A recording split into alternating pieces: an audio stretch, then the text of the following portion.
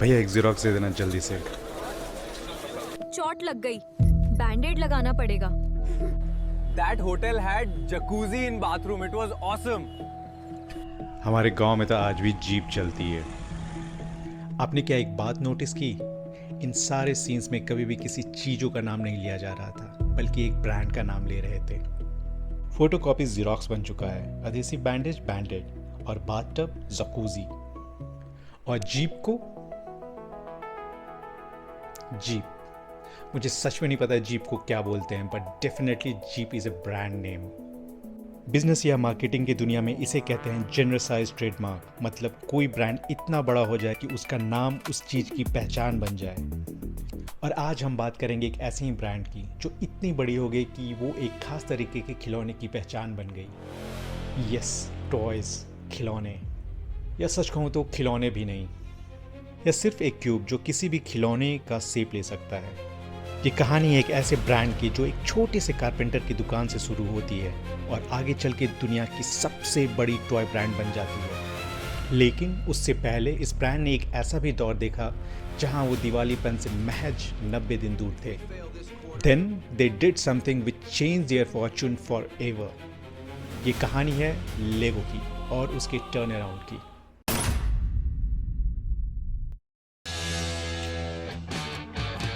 Why would anyone stop playing?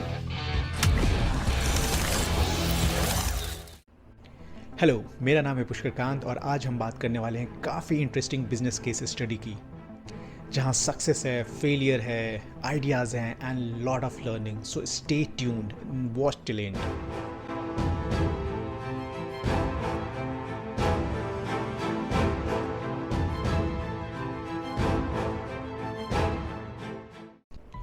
Toy business is not बच्चों का खेल। अगर मैं इंडियन मार्केट की बात करूं तो toys market is valued at approximately 1.9 billion to 2.1 billion dollars and it is expected to grow to 4.7 billion dollar by 2033। अगर बात करें ग्लोबल मार्केट की तो ये मार्केट कंपेयर टू इंडिया बहुत बड़ी है, around 127 billion dollar. And the market leader is leader bye margin, that's Lego group. Lego group की कहानी की शुरुआत होती है 1932 में डेनमार्क के एक छोटे से शहर बिलुंड में। ओले कर क्रिस्टियानसन, एक कारपेंटर, मंदी के दौर में लकड़ियों के बिजनेस मानो ठप होने को है। तभी ओले कर को एक आइडिया सूझता है, क्यों ना इन लकड़ियों से ही छोटे खिलौने बनाए जाएं। और 1934 में उन्होंने कंपनी को नाम दिया लेगो। ये नाम आया है दानिश वर्ड से, लाई गॉट मतलब प्ले वेल। और देखते देखते बिजनेस चल पड़ी। हाँ, किसी भी चीज़ पे आप लगे रहेंगे तो धीरे धीरे वो चल पड़ती है। ऐसा ही कुछ हुआ लेगो के साथ। सन 1947 आते आते तक कंपनी काफ़ी बड़ी हो गई थी। वो दौर थी इंडस्ट्रियलाइजेशन की, फास्ट प्रोडक्शन का, और लेगो ने अपनी पहली इंजेक्शन मोल्डिंग मशीन खरीदी। उस जमाने में ये काफ़ी आधुनिक तकनीक थी। इस बात का ध्यान रखिएगा, इस वक्त तक लेगो सिर्फ टॉयज़ बना रही थी, अपनी आइकॉनिक बिल्डिंग ब्लॉक्स नहीं बना रही थी, जिसे हम लोग आज आम बोलचाल की भाषा में लेगो ही बोल देते हैं। इस लेगो या टॉय बिल्डिंग ब्रिक्स का जन्म हुआ 28 जुलाई 1958 में, जब ओले कर्क ने इसे पेटेंट करवाया, पेटेंट नंबर 3005282। ये कोई मामूली स्टड एंड ट्यूब नहीं थी। इसकी खूबी थी इसकी क्लच पावर, जो इसे एक लेगो सेट से दूसरे लेगो सेट पे जोड़ कर रखती थी। ये आइडिया आपको सुनने में बड़ा सिंपल लग सकता है, बस 2 प्लास्टिक ब्लॉक्स को जोड़ना ही तो है, इसमें क्या खास है? खास है, और इसे खास बनाती है इसकी प्रोबेबिलिटी। आप सिर्फ 6 लेगो ब्लॉक्स को 915 मिलियन अलग अलग तरीके से जोड़ सकते हैं। ये प्रोबेबिलिटी का खेल ही इसे नायाब बना देती है। शायद आपकी कल्पना कम पड़ जाए, पर लेगो को अलग अलग तरीके से जोड़कर कुछ नया बनाना नहीं। 1958 में 140 एम्प्लॉय वाली ये कंपनी 1990 आते आते तक तकरीबन 10,000 एम्प्लॉयज़ वाली कंपनी बन जाती है। And revenue growth, it was skyrocketing. By 1990 it hits 7 billion Danish krone. कहते हैं बदलाव का दौर सबसे मुश्किल होता है। ये वक्त या तो आपको बनाती है या फिर बिगाड़ती है, लेकिन चॉइस हमेशा आपके हाथ में होती है। 1990 का वक्त भी इंटरटेनमेंट वर्ल्ड के लिए बदलाव का फेज था। Personal computer, video games, internet, इसी बदलाव के पहलू थे। लेगो को लगा इस डिजिटल वर्ल्ड में सिर्फ इस प्लास्टिक की रंग बिरंगी डिब्बियों से कुछ नहीं होने वाला। We have to upgrade ourself and this is where they have done the biggest mistake. डर के मारे वो सब कुछ करने लगे जो उन्हें नहीं करना चाहिए था। उन्होंने लेगो के कपड़े बनाने लगे, घड़ियां बनाने लगे, यहाँ तक कि ज्वेलरी बनाना शुरू कर दिया। उन्होंने पूरी दुनिया में महंगे लेगोलैंड थीम पार्क खोल दिया। लेगो ने अपनी सादगी खो दी थी। कुछ चीज़ें इसलिए खूबसूरत होती है क्योंकि वो सिंपल होती हैं and here Lego started to lose its simplicity. जहाँ लेगो के 7,000 ब्रिक्स थे वो बढ़ा के 12,000 हो गई। मैन्युफैक्चरिंग का खर्चा बढ़ गया था, सेल्स गिर रही थी। सन 2003 तक लेगो हर दिन $10 लाख का नुकसान झेल रही थी। कंपनी 2003 तक बंद होने की कगार पे थी।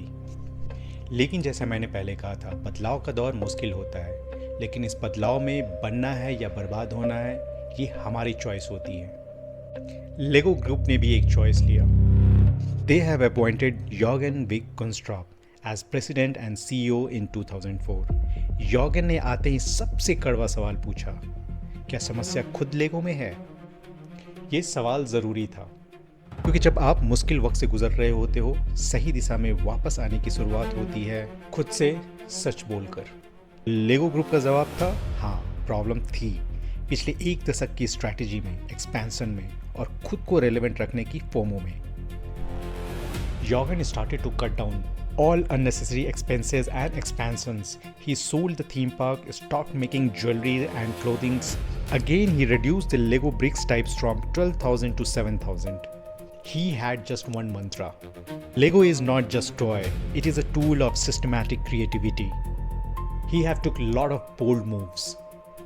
Like collaborating with Hollywood, did partnership with franchises like Star Wars, Harry Potter, Marvel. These moves literally revive the image of the Lego brand. पर सिर्फ इमेज से बिजनेस नहीं चलती। Revenue growth is still stagnant, growing slowly. And this is the tipping point where Lego did something unique, जो आज तक किसी भी कंपनी ने नहीं किया था।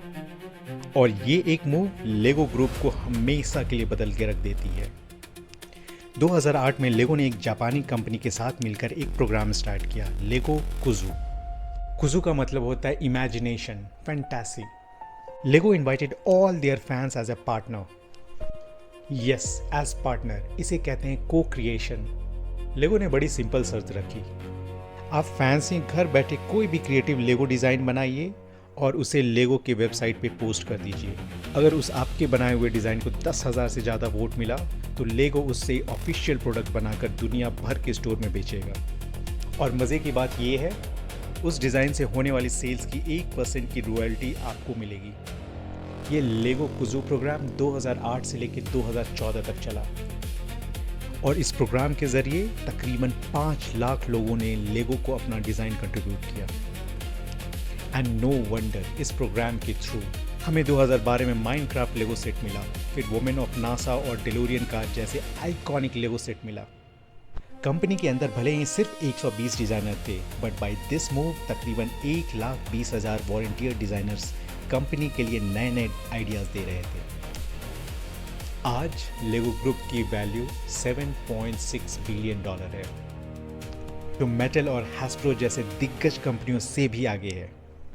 2024 में जहां पूरी दुनिया की टॉय इंडस्ट्री नीचे जा रही थी, लेगो ने उस वक्त 13% का ग्रोथ दिखाया। लेगो ग्रुप अब सिर्फ लेगो ब्रिक्स नहीं बना रही। इपिक गेम के साथ मिलकर लेगो फोर्टनाइट ने डिजिटल दुनिया में तहलका मचाया हुआ है।